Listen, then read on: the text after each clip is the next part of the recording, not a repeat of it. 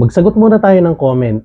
Paano po maiiwasan magkaroon ng tubig sa baga? Laging mataas ang BP ko kaya siguro nagsisikip ang dibdib ko. Dialysis patient po ako.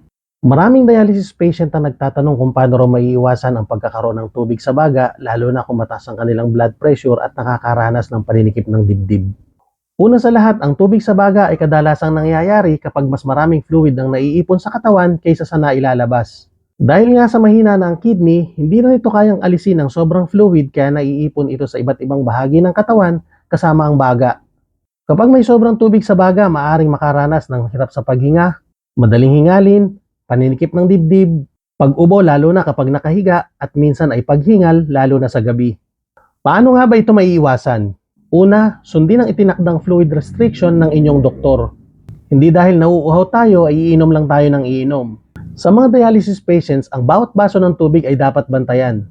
Pangalawa, bawasan ang mga maaalat na pagkain. Tandaan, kapag maalat ang pagkain, mas lalo tayong mauuhaw at mas maraming tubig ang maiipon sa katawan. Ang sobrang alat ay maaari ring makapagpataas ng blood pressure. Pangatlo, huwag magpalampas ng dialysis session. Ang dialysis ang tumutulong upang alisin ang sobrang tubig at dumi sa katawan. Kapag may na-miss na session, mas mataas ang posibilidad na maipon ang fluid at tumaas ang blood pressure. Pang-apat, bantayan ang timbang araw-araw. Ang pagtaas ng timbang sa loob lamang ng 1 o 2 araw ay maaaring senyales na may naiipong sobrang tubig sa katawan. At panghuli, kontrolin ang blood pressure. Ang mataas na presyon ng dugo ay hindi lamang nakakasira ng puso, kundi maaari ring magpalala ng pag-ipon ng tubig sa katawan.